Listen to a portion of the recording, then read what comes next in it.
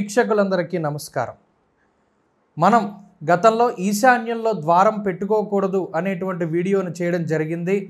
దాని తర్వాత వాస్తు ప్రేమికులందరూ కూడా మీరు ఈ వాస్తులో ఎక్కువ వీడియోలు చేస్తూ ఉండండి, తద్వారా మీరు అందించేటువంటి జ్ఞానాన్ని మేము కూడా పొందుతామని చెప్పి అడగడం జరిగింది. అందులో భాగంగానే ఇప్పటి నుండి కొన్ని వాస్తు వీడియోలు మన భవిష్యదర్శిని ఛానల్ ద్వారా మీ అందరికీ అందజేయడం జరుగుతుంది.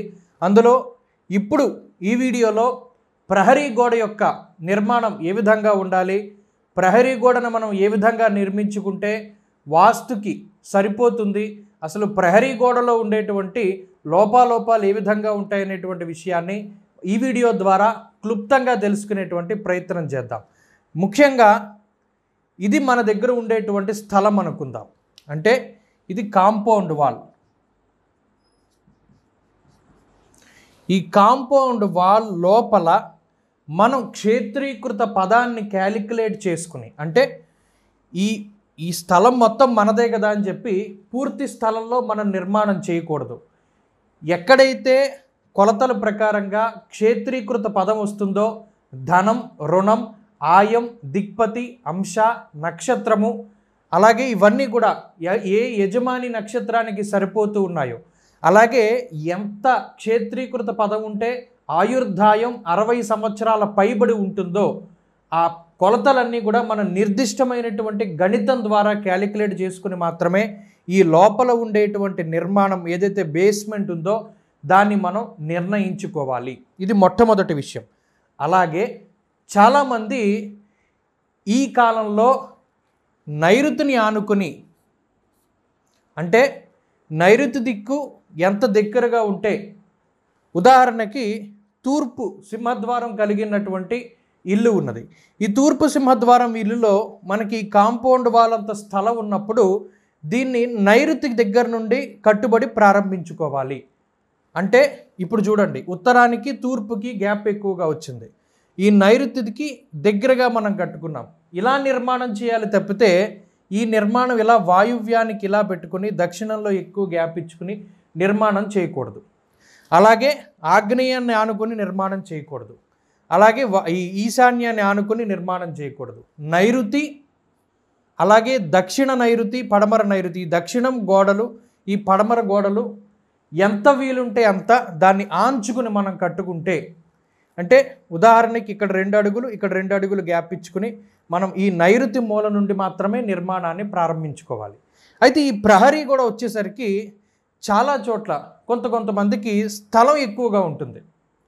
ఉదాహరణకి ఈ ఎక్స్ అనేటువంటి పర్సన్కి ఉత్తర వెంపు చాలా ఎక్కువ స్థలం ఉంది. అతను ఏమనుకున్నాడు, ఈ ఉత్తరం స్థలం మనకి ఎక్కువగా ఉంది కాబట్టి ఆ స్థలాన్ని కూడా మనం కలుపుకొని గోడ కట్టేసుకుంటే మనకి మంచిది కదా అనుకుని ఇంత ఉత్తరాన్ని పెంచుకొని ఇతను ఇల్లు కట్టుకున్నాడు. అతి ఉత్తరం చాలా ప్రమాదకారి అనేటువంటి విషయం మనెవ్వరికీ కూడా తెలియదు. ఉత్తరం ఎక్కువ గ్యాప్ ఉండాలి, తూర్పు ఎక్కువ గ్యాప్ ఉండాలని మాత్రమే అనుకుంటాం, కానీ అతి ఉత్తరం చాలా ప్రమాదకరం. కాబట్టి ఇక్కడ వరకు మాత్రమే మనం ఇంటిని తీసుకోవాలి.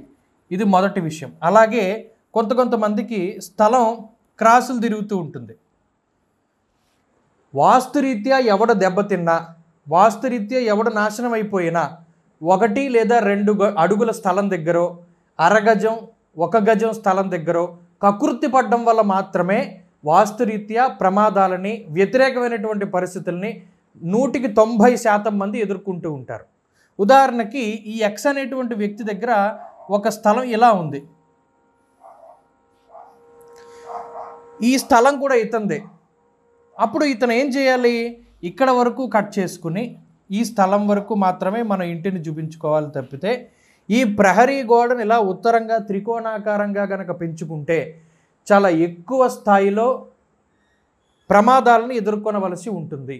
అలాగే ఇంకొక వ్యక్తికి ఒక్కొక్కసారి ఏమవుతుంది అంటే ఇటు స్థలం తక్కువగా ఉంటుంది, ఇటు స్థలం ఎక్కువగా ఉంటుంది. ఉదాహరణకి ఇతనికి నైరుతి దగ్గర స్థలం లేదు, పడమర స్థలం ఎక్కువగా ఉంది.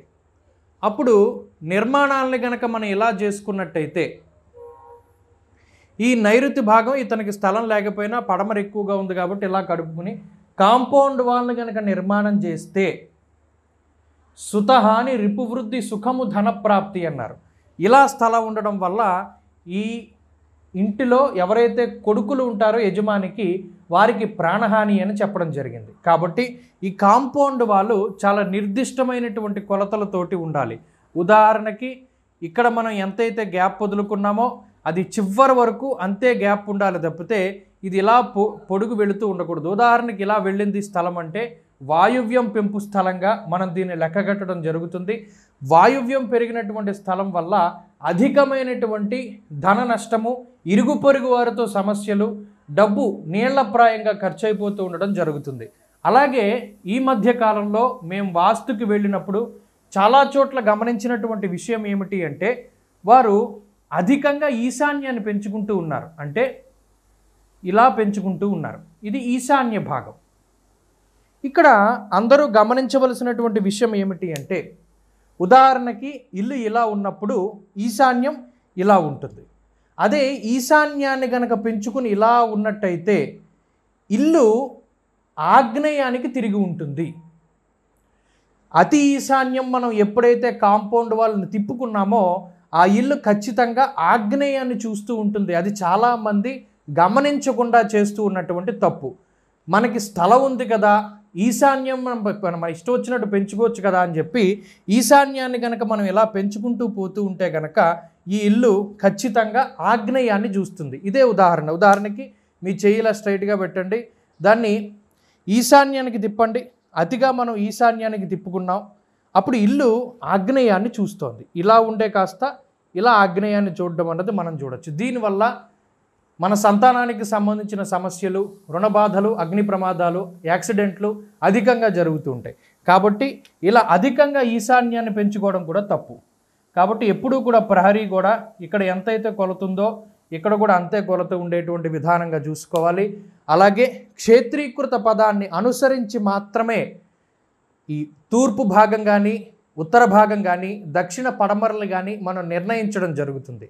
ఉదాహరణకి ఈ క్షేత్రీకృత పదం ఎంతైతే వచ్చిందో ఆ యజమానికి ఏ సింహద్వారం అయితే పడుతుందో, ఏ ఆయం అయితే పడుతుందో, ఎక్కడైతే ఈ క్షేత్రీకృత పదానికి ధన రుణాలు వచ్చాయో దాన్ని బట్టి మాత్రమే ప్రహరీని మనం నిర్మాణం చేసుకోవాలి. కానీ మనకి స్థలం ఉంది కదా అని చెప్పి ప్రహరీ గోడని మన స్థలం ఉన్న చోటల్లా కట్టుకుంటే చాలా రకాలైనటువంటి సమస్యల్ని ఎదుర్కొనవలసి వస్తుంది. స్వస్తి.